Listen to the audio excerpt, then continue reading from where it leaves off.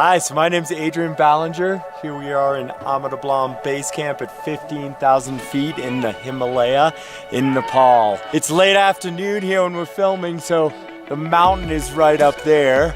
You might just be able to see it, just peeking out there and catching the last rays of sun. But what I want to do is just walk you around a little bit what a base camp in the Himalaya can look like. Now remember, not every base camp looks like this. So this base camp is Alpenglow Expeditions. We're a guide service based in the United States, guides all over the world.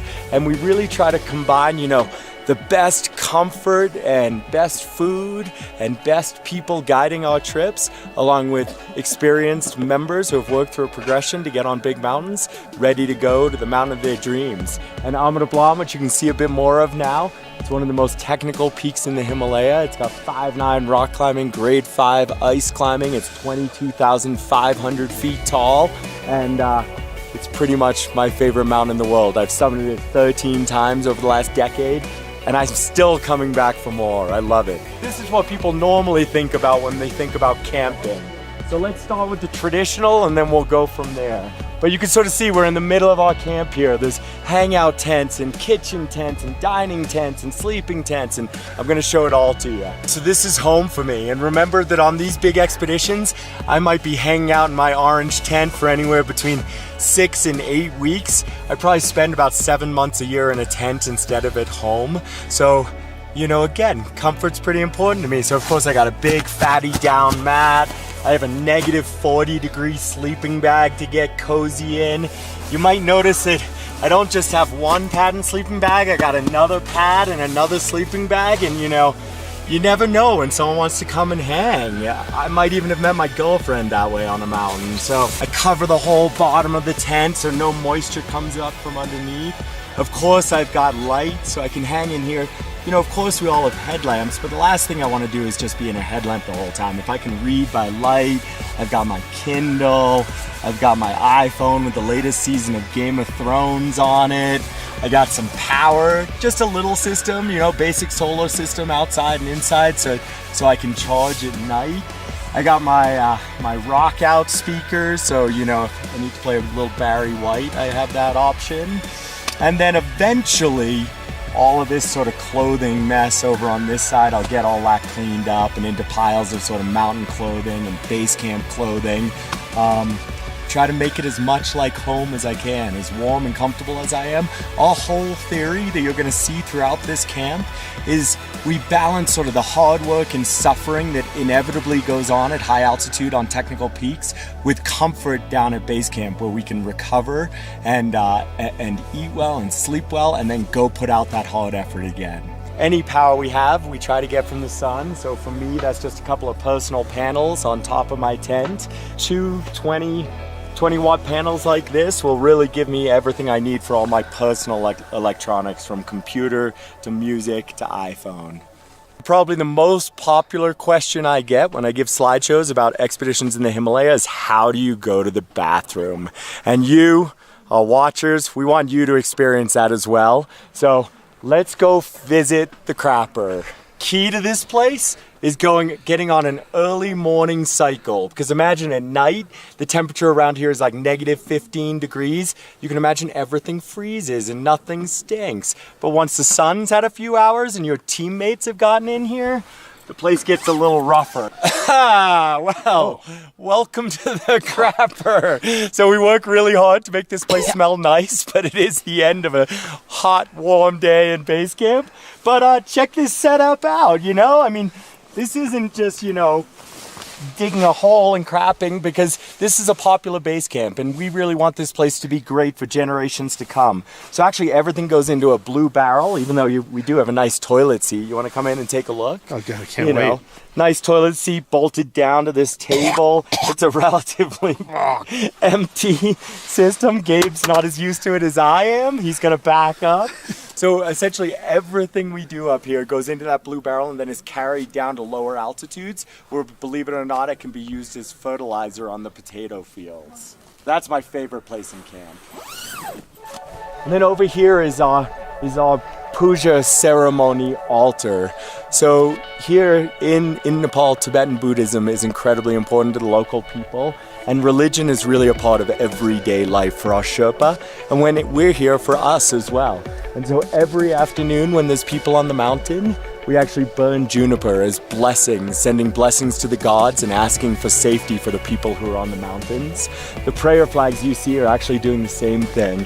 As they flap in the wind, they're sending blessings and prayers to the gods. This is the kitchen land, so actually the kitchen staff sleeps here. So they actually are some of the hardest workers on the mountain, getting up really early to cook for us and have hot water ready for coffee and things like that. And so while we're up on the mountain, you can imagine we're eating ramen noodles and kappa soups and maybe some D-high meals, and it gets pretty rough. We balance that down here in base camp with the most incredible food you can imagine from one of the best cooks in Nepal. Come on in. Let me introduce you to Tashi. It splits the time between Switzerland and Nepal. What are we having tonight, Tashi? We have a steak. Woo!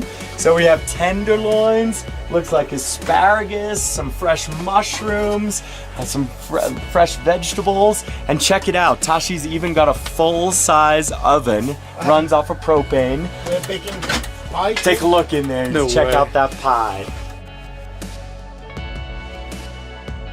This is my big Marmot tent, and I thought I'd be all rad, and I'm the head guide, so I'd sleep in the biggest tent going, you know, just to show that I'm the big man. And turns out it's way colder than the little tents, so this tent became our office medical storage tent. So while I am a very organized person, my expedition doctor who runs all these trips with me. Well, I know it looks like this new system, but there's a system here. And I know exactly what's in each bag, even though you may not believe me. When I'm finished, it'll be super tidy. So Monica is our expedition doctor, and she's just super crucial to letting us push as hard as we do in the big mountains, knowing that we have a support down here for both medical issues and, you know, we hope to never have accidents, but they do happen in the big mountains, and Monica's here to deal with those traumas and help get us out and get treated as quickly as we can. Cool, so night setting here in base camp. We really don't want the party to stop. It's our first night at 15,000 feet. So the way we make the nighttime happen, it's all these panels you see here. So our whole system sort of depends on what's on this side. We're lucky that in the fall in the Himalaya, we get a lot of sun, and this camp really catches it for the entire day on this side. So we have a variety of different panels that you could see here. You might notice that this panel doesn't look quite like they do in the brochure, and this might be my favorite solar panel if you can have such a thing, because this guy came with me in 2012 to Makalu. We were trying this really difficult climb and attempting to ski the peak, and it's a really complicated route to get to base camp at 19,000 feet, and one of my porters almost fell off the trail as we were hiking up. He almost lost it, or he almost fell with his 70-pound load. He did the right thing, he dumped his load and saved himself. This panel fell almost 1,000 feet. We climbed down the slope again, found it, grabbed it, and it was shattered on one side after a 1,000-foot fall. But the amazing thing is, this thing is still putting out so much power that it's never left the system. We've never replaced it. It's still powering one of our batteries inside. So kudos to it. We actually have some pretty extensive power needs inside, as you'll see in just a minute. And these 4 Boulder 30 panels really crank out the power that we need to keep it going inside. Let's go take a look. You'll see what I mean. All right, so I'm gonna show you everything. Here's the centerpiece of Alpeglow Expeditions Base Camp.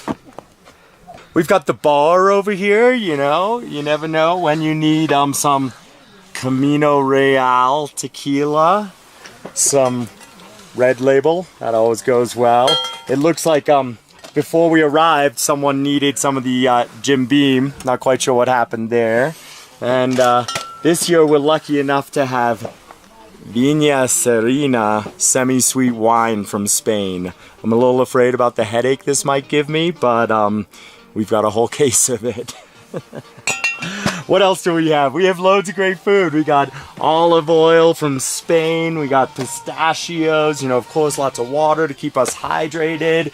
We've got a nice big propane heater behind us so we can stay warm. And you know, Goal Zero lights are awesome, but we like to dress ours up a little bit. So check out these rad little zebra light shades. And you might see a theme in here, so zebra light shades, remember those? What else? Lots of food and snacks. We don't want anyone to ever go hungry, so we got lots of food over here. And then I think there's some hanging out going on in the back room. Come on through. You can tell it's a tough life on these big mountains. How are the blow-up chairs? Oh, this one's kind of solid. Pretty darn comfortable, man. You guys got it pretty good up here. You might notice we got a big screen over here. This is actually for movie showings every night. So we have a ultralight digital projector, and we can either show the day's photos or, you know, Zoolander or whatever these guys want to watch. And then people always ask about communications on the big mountain. So let's take a look at our little communication system. You know, when we're up here, number one, for safety, we need to be able to get daily weather forecasts. We need to be able to stay in touch with our office and everyone who's on different places on the mountain. And we also need to be able to, or we really love to be able to send stuff home so people at home can follow along with our trips. So social media is pretty important to us. So check it out. So of course we have our laptop for when we need that. We have our iPhone, but there's not really any signal up here. So we actually bring a lot of satellite systems. So these are 2 satellite Wi-Fi systems. So 24 hours a day give us satellite internet throughout our camp so we can update our Facebook status. And then we've got phones. These are satellite phones, 2 different systems. Some days one satellite works, some days another satellite works. You need to have variety. And then we have our actual VHF radios for communicating with our team on the mountain, and also our Sherpa maybe bringing up resupplies of food and things like that. But you can imagine with all of this communications, and with Andy's need to watch 3 movies every single night, we do need a good amount of power. And that's what's going on underneath. Take a look. You've seen the solar panels outside, you've seen all our different uses for power inside, and we really don't want to have power just during the day when the sun's out. We want it 24 hours a day to be able to run our best, safest expeditions. And so this is really the heart of our base camp and our power system. It's these Goal Zero Yeti generators, and we call them generators, but the great thing is they're not taking gas, they're not making noise, they're simply solar systems with batteries for storing power. So we have the Yeti 1250 here and the 2 Yeti 400s, and with these 3 systems we can really be running a half dozen laptops, light. We can have our little electric kettle so we can make espresso, and our film crew who's here with us this time for shooting on the mountain can be powering all of their cameras and storage devices and things like that. So it just sort of warms my heart when I come in and I look underneath the desk and I see all these green lights flashing and fulls going. We're the second team on the mountain for Alpenglow Expeditions this season. We had a team before us. They spent 4 weeks here, and they said they could never get any of these systems to drop below about 80%. So we're stoked, we're powered up, and that's our base camp. Thanks for visiting and taking a wander with me.